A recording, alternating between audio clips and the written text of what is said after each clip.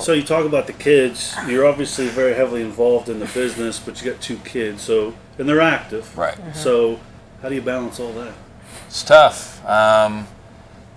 Part of the joy of being a business owner, I guess, is I can step out of here when I absolutely say I'm stepping out.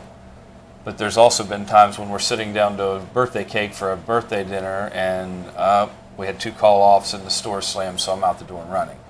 We've been very fortunate. She schedules heavy on the days that we know I cannot be there. If there's a basketball game or a football game or something that we have to be to. That's why it's so taxing to make sure that's we've got balanced. We don't have a lot of help from family. Her dad's recently retired, so he's done a little bit of running lately. But as far as she does the running, the homeworks, the this, the that. I try to remind ourselves that if we were still at the hospital, I was casual part-time, I was not full-time, but I typically worked a 3 to 11 shift, and now that the children are older, everybody's under this misconception that when they're little is when it's difficult. But once they're active and they have all this homework load that's expected of them, if I was still shuffling the kids somewhere else to go work an entire shift that evening, I'm not sure they'd be so successful in school. Right. So I think the chaos that we're undergoing is worth it. There's a payoff with I'm where I absolutely need to be at times, even though the phone might be ringing 17 times. Right. As you mentioned, you're kind of in control of your schedule, so you can work when you need to work, not work potentially when you don't need to work. I know when I went full in self-employed, I've never worked more in my entire life. Right. It doesn't always feel that way because I'm in control of it. Sure. So you can do things.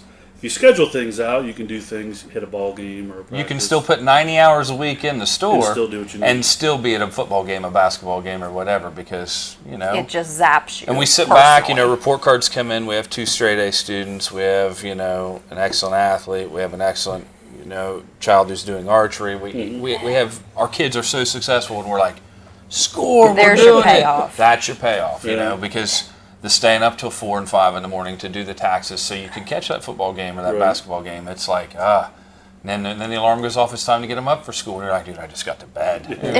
You basically take naps. Yeah, pretty much. And it's Everyone's all parents, busy. and all parents Everyone are busy. goes through this phase. It's the world we live in today, but it's like, it's hard for us to put it to bed. There's no there's always down. us there to discuss it. And we were always a couple that did everything together anyway.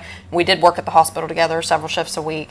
So it works, and we're used to being around each other. Right. But, sometimes it's business, daylight to dark, whereas before, when you were off from your previous job, you were off. You left it at That's the struggle, is to be able to turn it off, because the second you do and sit down to a nice dinner or get in the hot tub and just trying to chill, the phone rings and says, oh, hey, by the way, this broke happened and this today. happened, something happened.